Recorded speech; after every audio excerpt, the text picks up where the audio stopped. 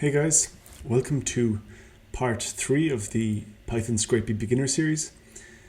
In this, we're going to be looking at all the different ways we can store the data which we have been scraping using Scrapy. We're going to be learning how to use the Scrapy feed exporters and all the different file types that we can export the data to.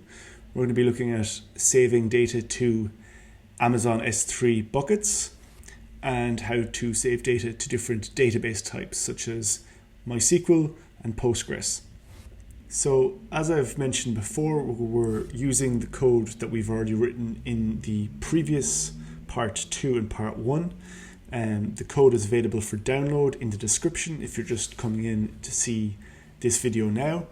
So what we're going to start off by doing is just showing you how you can export to, we've already covered in part 1 exporting to JSON and CSV, but we're also just going to do exporting to XML now. So we're just going to run scrapy crawl, chocolate spider, and we're just going to do the -o, and we're going to say test.xml. So XML is just another file format that we can export to. So Scrapy covers lots of different file formats. As we can see here, we've test.xml and the data is there in the XML format. So basically, as long as you are using one of the file types that Scrapy supports, all you have to do is do -o, the name of the file, and make sure that the extension is a type of file that Scrapy supports, and Scrapy will output the data into the file type you need. And there's one other little good thing to know here. So if you do -O instead of a -lowercase o, the capital O will mean that you overwrite the previous file that's been there. So if we just do that again, it'll run and it'll cover the test.xml again. So all the previous data was deleted, and now this is the most up-to-date data. So that's a very good thing to be aware of, the capital O versus the lowercase o. So lowercase o will append to the end of the current data. So we can just check that. We currently have 60 items or 61 items. And if we do a lowercase o, we should see double the amount of items that are going to be in this file. Yeah, so the data is appended correctly. So that's how to use the feed exporters. As we've said, all you're doing is putting in the Scrapy supported file extension at the end. So I'll put also a list of those supported file extensions into the description as well. The next thing we're going to look at is how to save data to Amazon S3 bucket. So Amazon S3 is a very popular place to save your files to in the cloud, and we're going to be saving our data that is being output by Scrapy directly into the cloud in this Amazon S3 bucket. So the first thing you're going to need to do is you're going to need to create an Amazon AWS account and create an S3 bucket. So we'll link a video on how you can do that in the description as well, because we're not going to cover that right here. We've already created a bucket. I've just called mine ScrapOps Beginner Series. There's nothing in here. I can upload files manually, but obviously we're not going to do that now. We're going to get Scrapy to upload them for us when it has finished scraping. So what we're going to do first is we're going to do pip install, and we're going to install a library called Bottocore, which is made by Amazon to integrate with their S3 buckets. So that's successfully installed, and then it's as simple as running a Scrapy crawl. So I've just pasted it in here, but it's basically the command we need is just Scrapy crawl, chocolate spider, as we've been doing, the -O, and then S3 // putting in your AWS key, /, AWS secret, You can find both of those when you create an Amazon account. And then your bucket name, which for me will be Scrapy Beginners Series. And then if you have further folders and files in there, you could have, folder name / whatever. But we're just going to have the bucket name, which in our case is going to be Scrapy Beginners Series. And it's going to look something like that. And then my scraped data.csv. And then it's double.csv at the end. So I'll also have this command in the description because it's a bit long. And you can copy and paste it that way. So basically all we do is hit enter. Now obviously this is not going to work right now because if we scroll up a small bit, we'll be able to see it says an error occurred, invalid access key ID when calling the put object operation. So that's because we just didn't put in the AWS key there.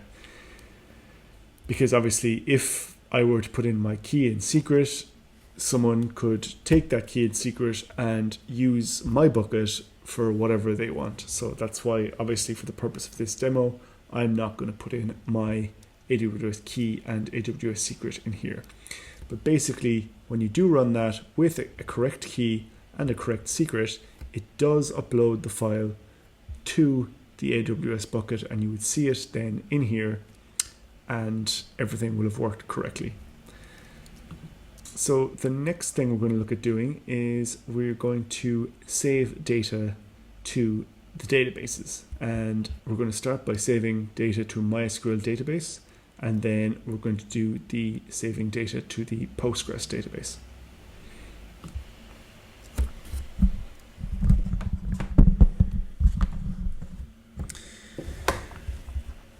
So we've gone ahead and created a MySQL database and a table inside that database called chocolate products. So if you don't know how to set up a MySQL database, we're going to link a separate article in the description that shows you how to do that. So we're going to be passing data into the database again using the item pipelines that we used in part 2 of this series. So we are going to now go in and create a new class in our item pipelines. So in our pipelines.py file, we're going to create a class that's called saving to MySQL pipeline. Saving to MySQL pipeline. That class is going to take in an object and we're going to create an init function which will run when the class is initialized, and that is going to create a connection to the database.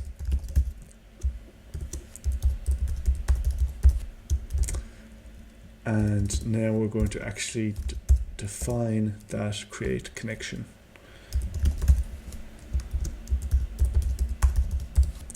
Function. So it's just quite simple. We're going to do self.connection is equal to MySQL.connector.connect. And then in here we passed in the host.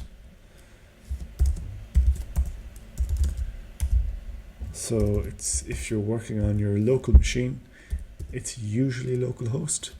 This may differ.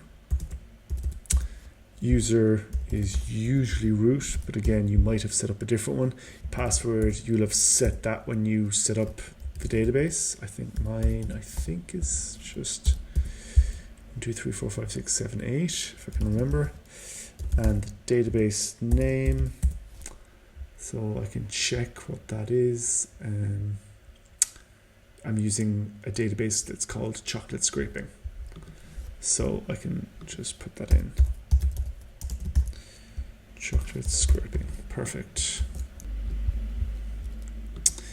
Okay, so what we might need next is the port. This is not necessarily needed, but I know I have a custom port number there, so you just have to check out what port your MySQL setup is running on. We're going to make sure that we've got the MySQL package imported. So up the top, we're going to do import MySQL.connector. If you don't have it already, it's not going to run without this line. And we're going to need to actually either pip install MySQL, like so, or else if you already have MySQL installed, you're just going to need the MySQL connector for Python. So that's just pip install MySQL-connector-Python. So you'll need one of those two to be able to get this code running. Those are also in our accompanying guide, which follows this series, so you can copy and paste those lines directly if you need to. Okay, so we have the create connection. Now to make sure that the connection actually works correctly, we have to do self.cur is equal to self.connection.cursor. This just makes sure that the connection actually occurs when we create a connection. Okay, so if we've done everything correctly, we should be able to run a Scrapy crawl chocolate spider, and our spider should run. Oh, we just have one more thing to do actually. We need to add our new pipeline in. So saving to MySQL pipeline, you can copy the name of that, go to settings, and I've just added this in here, but you won't have this. So you just add in this line, chocolatescraper.pipelines.saving to MySQL pipeline. So that's the name of the new pipeline we just made. And now that that's in, we're giving it the highest priority because we want that to happen first. We might change that in a second. We just want to test it for now that's working. And now that we've got the pipeline there, everything looks okay here. We want to see, does the connection work? And if everything happens there, I think everything ran without an issue. Great. So we have the connection being made to our database. The next part we're going to do is, as we've seen in part 2, we're just going to add the process item function. And again, self, item, and spider. And we're going to just say that we want self.store db, and then passing item, and we're going to return the item because Scrapy expects an item. So now this store db, we have to create this function. So def store db, and we're going to do self item, and then we're going to get the cursor, which is the open, it's the open connection. And now in here we're going to put in the insert statement to insert the data to the DB. So we're just going to do insert into our table name, chocolate products, and then we're going to specify the columns we're going to be inserting into, which are name, price, and URL, and the values that we're going to be inserting are then percentage %s, percentage %s, and then of course we need to add in the strings that we're going to be passing in. So that's from our item, we are going to get the name price and item URL. We just need to make sure that we have self.connection.commit at the end, so that this actually gets executed correctly.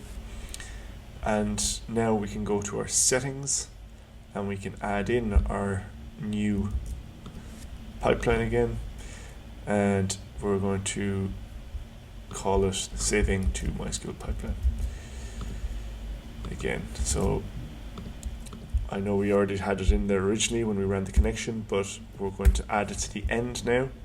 So instead of having it with 50 as the number, so that would run in the beginning, we're now going to run it at the end of the pipeline.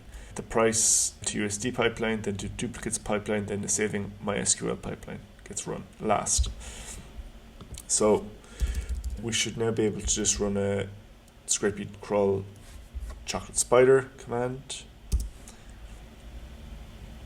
and we'll see, is there any errors?